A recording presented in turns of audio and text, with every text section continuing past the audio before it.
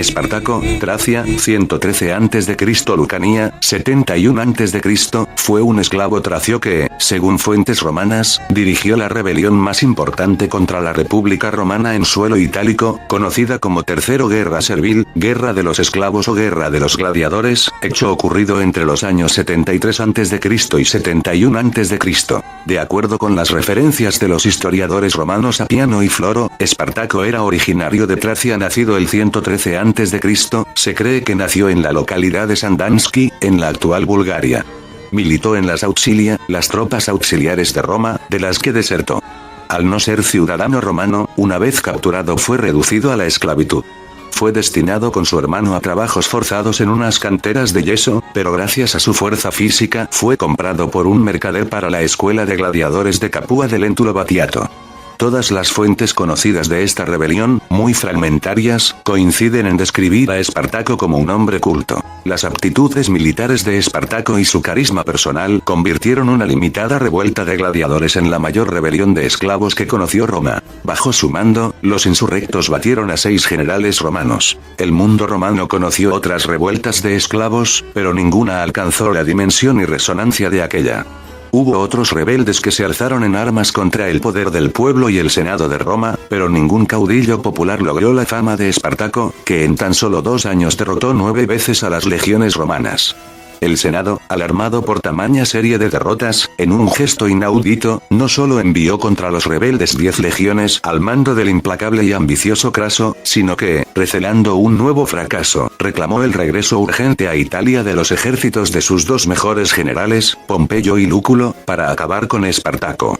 Todo empezó con una revuelta en la escuela de gladiadores de Lentulo Batiato en Capua, en la primavera o el verano del año 73 a.C. De los 200 esclavos sublevados, fueron 70 los que lograron huir. Eran tracios, celtas y germanos, seleccionados y entrenados para los combates en el circo. Apenas tenían armas, pero eran fuertes y sabían combatir. Prefirieron arriesgarse a morir luchando por su libertad que en la arena circense. Designaron como jefes al tracio Espartaco y a 2 celtas, Criso y Enómaro. Marcharon hacia el sur, se fueron armando y saquearon campos y aldeas. Se les sumaron esclavos, desertores y gentes empobrecidas, atraídos por la generosidad de Espartaco, que repartía el botín de los saqueos de modo igualitario, y buscaron refugio en las laderas verdes y escarpadas del Vesubio. El ataque nocturno. Ante aquella amenaza, el Senado de Roma envió contra ellos, con toda urgencia, un ejército de 3.000 hombres. No eran las mejores legiones, porque por entonces 2 grandes ejércitos romanos luchaban fuera de Italia, el dirigido por Pompeyo contra Sertorio en Hispania y el de Licinio Lúculo en Asia Menor, enfrentado a Mitrídates. Pero era una tropa numerosa mandada por el pretor Clodio Glabro, que se apresuró en poner sitio al monte para rendir pronto a los sitiados, confiando en que no tenían otra salida de su cerco que el paso donde sus tropas los aguardaban. Porque las laderas del volcánico Vesubio, rocosas y cortadas a pico, eran inaccesibles.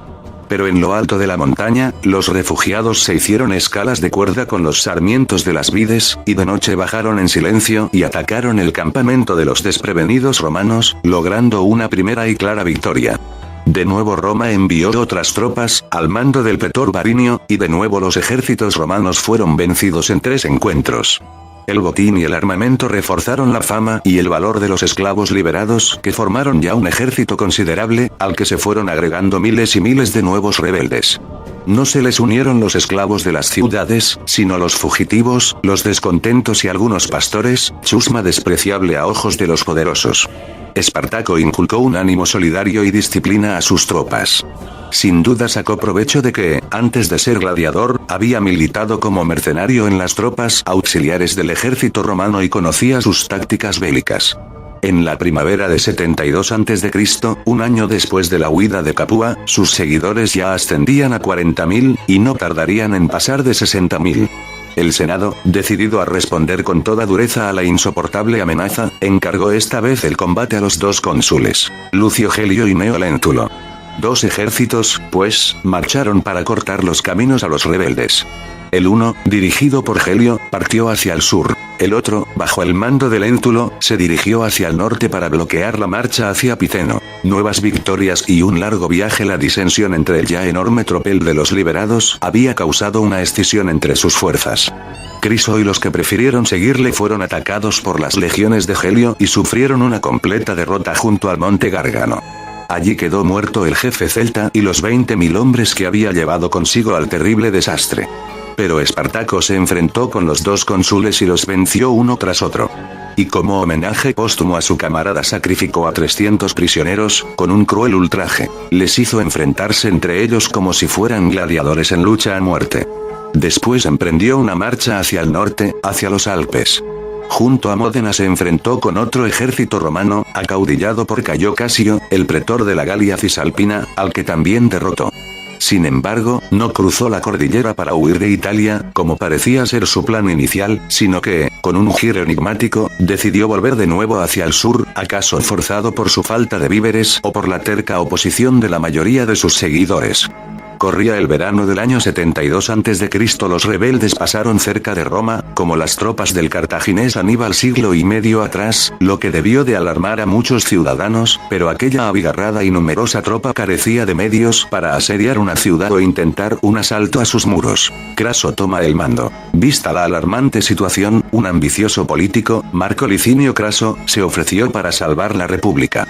De noble familia, era el hombre más rico de Roma y tenía muchos esclavos y latifundios en el sur, por lo que ansiaba la rápida aniquilación de los rebeldes.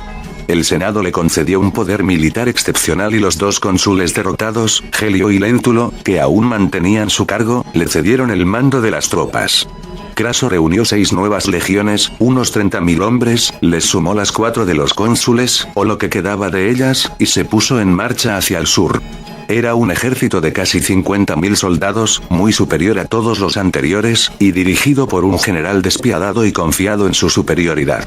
Pronto demostraría su rigor. Envió por delante a su lugarteniente, un tal Mumio, con 2 de las castigadas legiones para acosar y vigilar a los rebeldes. Pero en un arranque de audacia, Mumio fue más allá de sus órdenes y, confiando en su posición ventajosa, atacó al enemigo. Sufrió una franca derrota. Una gran parte de sus hombres huyó ante los bravos rebeldes de Espartaco. Craso, enfurecido, aplicó a aquellas tropas un terrible castigo. Las diezmó. Es decir, hizo dar muerte, a manos de sus propios compañeros, a 1 de cada 10 hombres. La decimatio fue un buen golpe de efecto para restaurar la disciplina. Desde entonces sus hombres temerían más el castigo por huir que pelear hasta la muerte. El plan de su campaña era empujar a los esclavos hacia el extremo suroeste, hacia Regio, y encerrarlos allí hasta la batalla final. Desde Regio, en enero del año 71 a.C., Espartaco intentó pasar con sus hombres a Sicilia. La isla se divisaba cerca, pero carecía de medios de transporte. Intentó cruzar el estrecho de Mesina en los barcos de algunos piratas, que lo traicionaron, y no logró hacerlo en pequeños botes. Por otra parte, había una nueva disensión entre sus gentes y algunos grupos se extendieron buscando un paso hacia el norte. Fueron cazados y aniquilados por las tropas de Craso. Aunque este hizo construir un muro entre los pasos de las montañas para cortar el camino al enemigo, los audaces rebeldes lo cruzaron de noche y entre la nieve, y avanzaron hacia el este. Pero no pudieron evitar que los acorralara el enorme ejército de Craso, héroe de la libertad. En abril de aquel mismo año, obligado a la gran batalla campal, Espartaco degolló su caballo a la vista de sus tropas. En un gesto de gran dramatismo, dijo que si vencía tendría muchos otros, y, si no, no lo necesitaría. Tal vez aquello tuviera el halo de un sacrificio ritual a sus dioses. El combate fue extraordinariamente encarnizado. Espartaco avanzó sembrando muerte a su paso, dirigiéndose tal vez hacia donde se encontraba Craso. Pero cayó heroicamente con múltiples heridas y su cadáver quedó irreconocible entre los montones de muertos. Craso obtuvo una aplastante victoria. Para conmemorarla y para escarmiento de cualquier rebelde, mandó crucificar a los 6.000 prisioneros supervivientes a lo largo de la Vía Apia, que iba de Capua hasta Roma. Numerosos fugitivos trataron de escapar hacia el norte, pero se toparon, ya en Etruria, es decir, en la Toscana, con el ejército de Pompeyo, que aprovechó la ocasión para aniquilarlos y adjudicarse un nuevo timbre de gloria. Luego se jactaría de haber sido él quien puso punto final a la guerra. Craso había derrotado a los esclavos fugados en una batalla, pero él, Pompeyo, había destrozado las raíces de la guerra, haciendo así sombra a los méritos de su rival político. Aunque Craso había logrado derrotar y matar a Espartaco en medio año, de otoño de 72 a.C. a abril de a.C., no pudo monopolizar la victoria. Este último año, Pompeyo y Lúculo festejaron con un triunfo en Roma sus triunfos bélicos respectivos, en Hispania y en Asia Menor, pero Craso tuvo que contentarse con una celebración menor, la ovatio o ovación pública. El triunfo se concedía por ley solo a los vencedores en una guerra contra enemigos externos, pero no a quien solo había derrotado a una turba de esclavos, miserables rebeldes, en tierras itálicas. Pompeyo y Craso fueron elegidos cónsules para el año siguiente. Ambos compartieron poder en Roma durante lustros y luego coincidieron en tener una muerte violenta y ser decapitados. Pero la gloria de Espartaco sobrevivió a la de los dos generales victoriosos. El nombre del esclavo tracio, rebelde y revolucionario, no se eclipsó con su fracaso y muerte. Perduró en la memoria colectiva como mítico héroe de la libertad.